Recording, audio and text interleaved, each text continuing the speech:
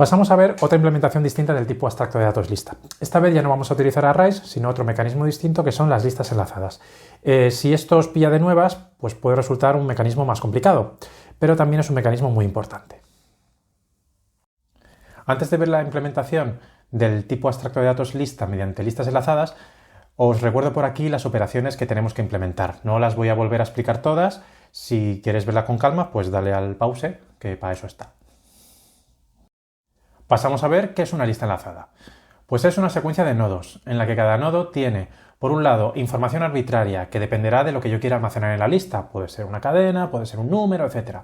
Y un puntero al siguiente nodo de la secuencia. En la versión de las listas que vamos a ver en este vídeo, decimos que son listas enlazadas simples, en el sentido en que cada nodo solo tiene un puntero que apunta al siguiente elemento de la lista.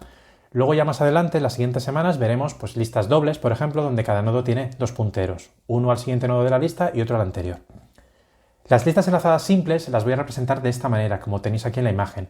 Cada nodo es uno de estos bloques de aquí, donde la parte de amarillo claro contiene la información arbitraria que he mencionado anteriormente. Y luego la parte oscura, esta aquí que tiene una flecha, corresponde al puntero al siguiente nodo de la secuencia. Salvo, como veis aquí, el último bloque que no tiene nodo sucesor. En C++ yo voy a definir los nodos mediante un registro con dos componentes. El valor, que es la información arbitraria a la que he hecho referencia antes, y en este caso voy a suponer que voy a tener listas con cadenas, así que en este caso el valor es de tipo string. Y por otro lado, next, que es un puntero al siguiente nodo de la lista. Cuando el nodo es el último de la lista, no tiene sucesor. Entonces, en esos casos, asumo que su campo next contiene el puntero nulo o null pointer en C++, que se representa de esta manera. Por ejemplo, en el fragmento de programa que tenéis aquí, pues que estoy creando un nodo con la cadena 3 y sin sucesor. Luego, por otro lado, estoy creando otro nodo con la cadena 2 y que apunta al nodo que he creado anteriormente. Y por último, estoy creando otro nodo con la cadena 1 y que apunta al nodo que he creado anteriormente. Por tanto, yo tengo una lista enlazada de tres nodos, uno con la cadena 1, el siguiente con la cadena 2 y el último con la cadena 3. Visto esto, pues queda ya bastante claro cómo se puede representar una lista mediante listas enlazadas, ¿vale? Si yo tengo un elemento del tipo abstracto de datos listas con el modelo que tenéis aquí, empezando por x0, luego por x1 y terminando por x sub n-1, pues tengo un nodo que contiene la información x0 y que apunta a otro nodo que contiene la información de x1 y que apunta a otro nodo que contiene la información de x2, etcétera, hasta llegar al último nodo que contiene la información de x sub n-1 y ese nodo no tiene sucesor. Por tanto, en mi clase ListLinkedSingle, que es la que implementa este tipo abstracto de datos mediante una lista enlazada simple, yo voy a declarar la estructura node dentro de la zona privada de la clase, ya que solamente voy a manipular nodos dentro de esta clase y no quiero que el exterior conozca que yo tengo una lista enlazada de nodos. Por otro lado, voy a tener un único atributo, que es el atributo head, que contiene un puntero al primer nodo de la lista. ¿Vale? A este nodo le vamos a llamar la cabeza de la lista. En el caso en que la lista esté vacía, no tengo nodos y por tanto head no va a apuntar a ningún nodo, sino que va a tomar el valor null pointer. En este caso no voy a tener invariante de representación porque cualquier valor para la cabeza es válido, puede ser un null pointer o puede apuntar a un nodo. La función de abstracción, por su parte, la voy a escribir así un poco de manera informal. Si yo tengo un objeto X que es de la clase LinkedListSingle, el valor contenido en el nodo de la cabeza, es decir, x.head flecha value, es el elemento x sub 0 de la lista. Si yo quiero acceder al elemento x sub 1, pues entonces sería x.head flecha next flecha value. Y el siguiente sería x.head flecha next value. Y así sucesivamente hasta ir construyendo los elementos de la lista y el último siendo x sub n-1. Bueno, pues pasamos al código de las operaciones. La inicialización en este caso es bastante simple. Como yo comienzo con la lista vacía y he dicho que eso se representa con una lista mediante la cual la cabeza es el puntero nulo, pues entonces estoy inicializando la cabeza aquí al puntero nulo. La inicialización, por tanto, tiene coste constante.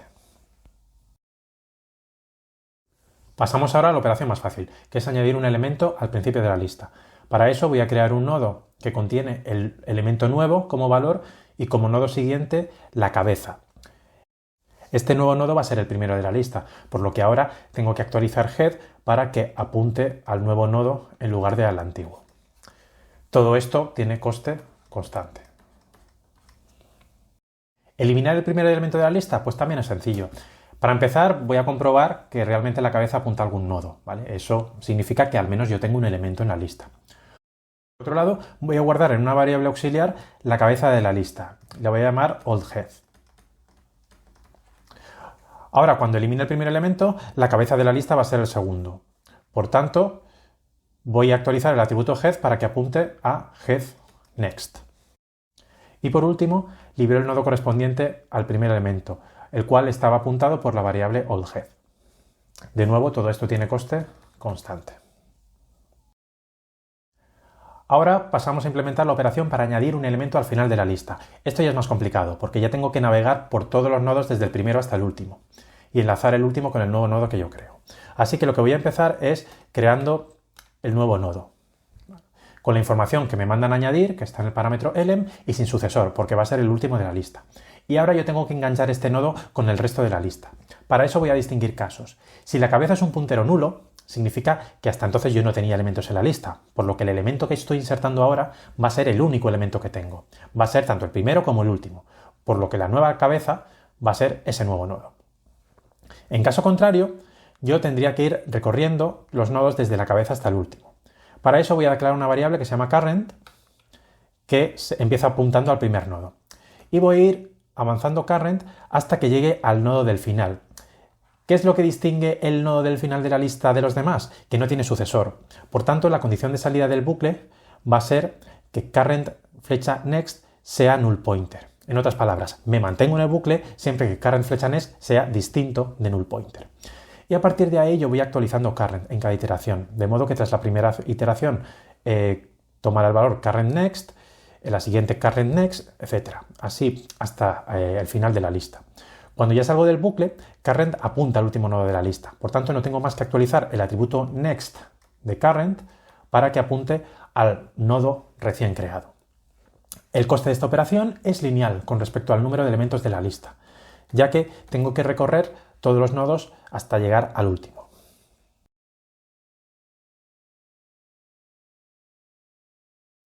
En general yo voy a necesitar con bastante frecuencia acceder al último nodo de una lista. Por lo tanto, voy a declarar un método auxiliar privado que llamo lastNode que me devuelve el último nodo de una lista. La implementación es básicamente el bucle que os he enseñado antes. De modo que ahora la operación pushback se me va a simplificar un poquito porque en el caso en que la lista no es vacía, pues llama a esa función auxiliar que se llama lastNode y actualiza su atributo next para que apunte al nodo recién creado.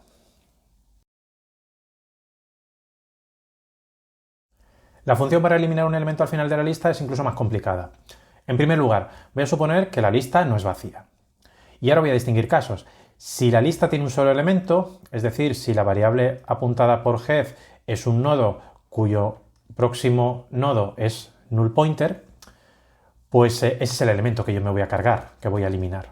Por tanto, borro el nodo apuntado por la cabeza y ahora la cabeza pues pasa a ser null. Por otro lado, si la lista tiene más de un elemento, entonces tengo la situación de aquí mismo. Este es el nodo que yo quiero borrar. Entonces, por un lado, tengo que ir hasta el último nodo, al igual que he hecho antes, ¿vale? Hasta ahí nada nuevo, pero claro, también tengo que acceder al penúltimo nodo porque tengo que poner su campo next a null. Por tanto, yo necesito un bucle que haga lo que tenéis aquí. Voy a tener dos variables, previous, que comienza apuntando a la cabeza, y current, que apunta al nodo siguiente a la cabeza. Entonces, voy a avanzar las dos simultáneamente. Y voy a seguir así en cada iteración del bucle hasta que current esté en un nodo tal que su siguiente sea null. Esto significa que current apuntará al último nodo de la lista y previous apuntará al nodo que está justo antes. Una vez que ya me he plantado ahí, pues borro el nodo current o libero la memoria ocupada por el nodo current y hago que previous flecha next sea null. Con esto elimino el puntero de aquí y lo pongo a null. El coste de esta operación es lineal con respecto al número de elementos de la lista, ya que me los tengo que recorrer todos para llegar al final, que es el que tengo que eliminar.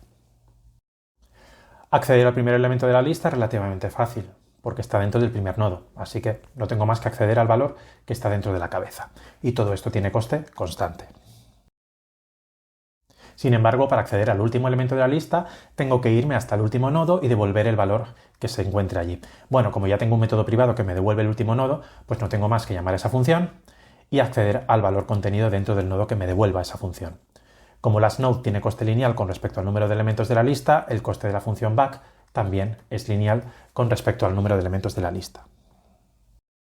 Para acceder a un elemento que se encuentre en una posición arbitraria de la lista, primero tengo que acceder al nodo que ocupa la posición index dentro de la lista enlazada. Para eso voy a tener una función auxiliar que me devuelve un puntero al nodo que se encuentre en una determinada posición n, o bien me devuelva null pointer en el caso de que ese nodo no exista.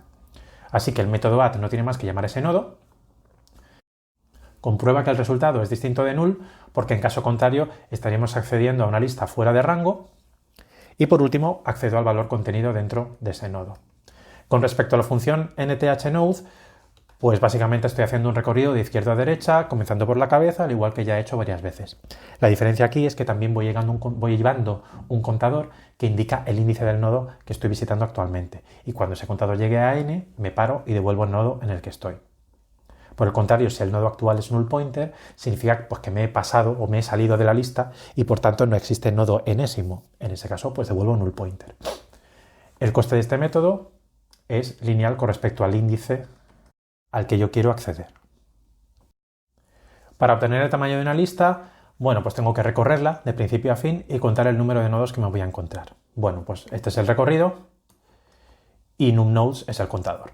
El coste de esto es lineal con respecto al número de elementos de la lista.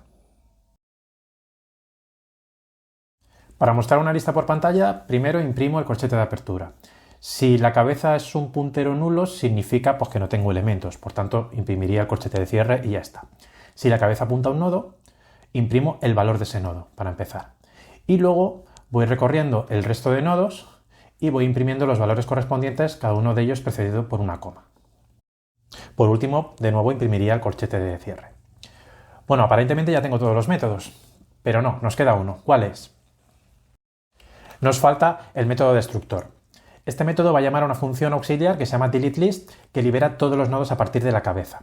Y esta función yo la voy a implementar, por ejemplo, de manera recursiva, aunque también podría hacerlo de manera iterativa. La función deleteList recibe un puntero a un nodo y elimina ese nodo y todos los que le siguen. Por tanto, recibimos el puntero a un nodo. Si el puntero es nulo, entonces no hacemos nada. Si el puntero es distinto de null, entonces para empezar voy a borrar recursivamente todos los nodos que le sigan, llamando a la misma función. Y por último, se libera el nodo actual sobre el cual se ha hecho la llamada.